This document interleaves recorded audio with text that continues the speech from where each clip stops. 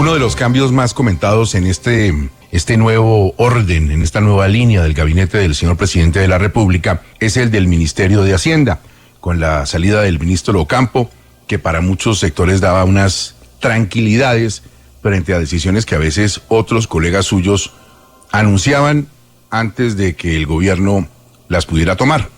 El bombero, le decían al ministro Ocampo en ese sentido, cuando había pequeños fuegos o grandes conflagraciones alrededor de la economía que él salía a apagar. Después del bombero, llega el ministro Ricardo Bonilla, que nos acompaña a esta hora. Señor ministro de Hacienda, gracias por estar en 6 AM. Buenos días para usted. Muy buenos días, saludos a la mesa de trabajo de 6 AM Caracol. Hace un rato escuchábamos un audio de una entrevista que usted le dio en un tono bastante amable y grato a nuestra compañera Diana Calderón, directora de Hora 20, y que se cerraba con la pregunta de que si usted quería ser ministro de Hacienda, a lo cual usted contestó sin pensarlo, sin dudarlo que sí, y se murió de la risa. ¿Siempre lo ha tenido tan claro? Eso fue hace como 6 años. ¿Todo eso le tocó esperar? No de esperar, simplemente era una alternativa. Si el presidente llegaba al poder, seguramente iba a ser ministro. El 7 de agosto estaba impedido. Estaba impedido. Señor ministro, ¿qué tanta sintonía tiene usted con las políticas económicas del presidente Petro? ¿O es usted la persona que las diseñó? Yo participé con otro grupo en el proceso de construcción del programa económico. Estoy de acuerdo con la necesidad que tiene el país de reindustrializarse. Estoy de acuerdo con la necesidad que tiene el país de fortalecer el desarrollo agropecuario, de reducir la desigualdad en la tenencia y la propiedad de la tierra y aumentar el área productiva, que solo es de 7 millones de hectáreas y tenemos que pasarlas en agricultura a más de a cerca de 15 millones de hectáreas. La agricultura en Colombia tiene que modernizarse y la industria tiene que fortalecerse. Ese es el sitio y los sectores donde se genera el mejor empleo. Señor ministro, ¿cuál es su posición hoy en día ya en el gabinete sobre la exploración y explotación de hidrocarburos en Colombia para el tiempo venidero? Sigue siendo la misma que dijimos en campaña. El país tiene muchos contratos de exploración que no se están usando y lo que estamos pidiendo es que nos entreguen resultados. El país sigue necesitando las exportaciones de petróleo y carbón, son ventas futuras que ya existen. Esos ingresos son los más importantes de la canasta de la oferta exportable del país y tendremos que entrar en el mediano plazo en un proceso de ver cómo se reindustrializa el país para que otras actividades productivas las empiecen a sustituir. Pero ese es un proceso que se lleva 15 a 20 años. Ministro, cuando ganó el doctor Petro las elecciones, usted empezó a hablar de una reforma tributaria y ahí se hablaba de una meta de recaudo bastante generosa que desde luego, a pesar de la reforma tributaria aprobada, no se dio. La pregunta es, ¿usted considera que va a haber en este gobierno y en lo que le corresponde a usted una nueva u otra reforma tributaria? La reforma tributaria que logró sacar adelante el ministro Campo es una reforma importante porque está tendiendo hacia la búsqueda de la igualdad y la equidad. Está dirigida a los ingresos altos y a propiciar un mejor reparto de las condiciones en las cuales se generan los recursos en el país. Tendremos que ir mirando hacia el largo plazo cómo se va completando, pero en este gobierno por ahora esa reforma es suficiente. Señor ministro de Hacienda, el presidente ha dicho claramente, y eso ha causado buen revuelo aquí en el país, que para decirlo como habla la gente, que no hay plata para lo que se nos viene, no hay suficiente plata para lo que se nos viene en materia de seguir implementando el acuerdo que se hizo con la otrora FARC, y tampoco, se imagina uno, habría entonces plata para lo que se viene con el ELN. ¿De dónde va a sacar toda esa plata usted? El país tiene un límite y es el tamaño del PIB de la economía colombiana, y de ese PIB el gobierno recibe ingresos que aproximadamente son del 20%, y con esos ingresos tenemos que ir. La reforma tributaria está en la sintonía y estuvo en la sintonía de tener unos ingresos más organizados, grabando proporcionalmente a quienes tienen mayores ingresos. Con esos ingresos es que hay que mantenerse en este gobierno y dejando claro que el país tiene que industrializarse, reindustrializarse y crear una senda de crecimiento de aquí a 20 años que nos permita ser más eficientes fiscalmente y ser más organizados. Nos acompaña hasta ahora, aparte de la mesa de trabajo, gran analista de 6 AM, el exministro de Hacienda, Juan Carlos Echeverry, que le quiere preguntar. Juan Carlos, de exministro a ministro, ahí lo dejo. Ministro, felicitaciones, una gran responsabilidad, buen viento y buena mar.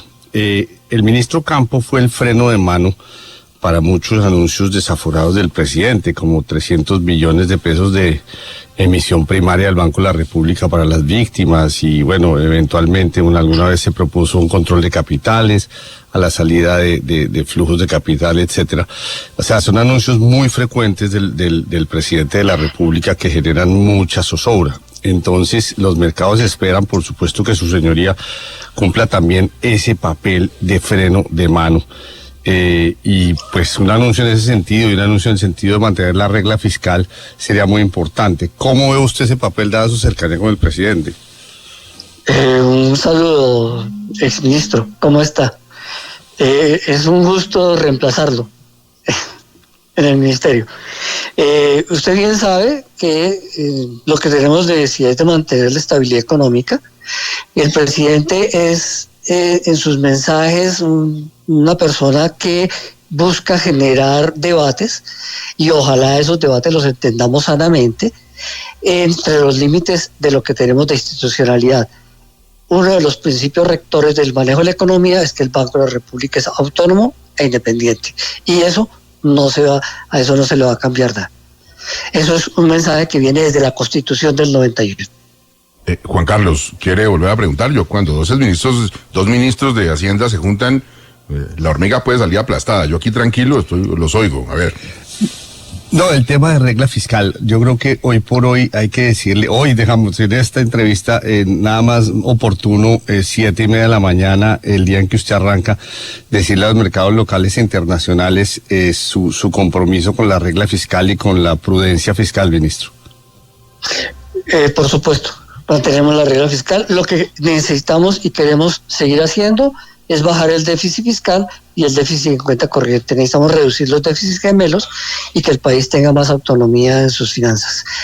¿Eso qué significa? Significa que el Banco de la República mantiene su independencia y que nosotros tenemos que revisar cómo manejamos mejor el FEPEC, porque el déficit con que se quedó el gobierno anterior nos sigue causando mucho dolor de cabeza y a pesar de que se está subiendo el precio de la gasolina, no es suficiente todavía para cubrir este déficit. Ese sigue siendo el tema prioritario. Señor ministro de Hacienda, usted ha mencionado varias veces la palabra autonomía y por supuesto con referencia a la Junta del Banco de la República. Creo que nuestro compañero de mesa, Jorge Espinosa, tiene una inquietud en el campo de la autonomía. A ver, Espinosa. Sí, ministro, gracias por atendernos esta mañana y buenos días. Es que sabe usted, ministro, que su jefe, el presidente Petro, más o menos a eso de la medianoche, pidió a la Federación de Cafeteros que pues no tomaran decisión sobre el nuevo gerente, que se tendría que tomar en media hora en el Congreso, que ya está a punto de comenzar, hasta que usted no tuviera una opinión o un voto en ese sentido. Usted hoy, ministro, no tiene voto, pero el gobierno sí lo tuvo cuando se conformó esa terna que al presidente parece no gustarle.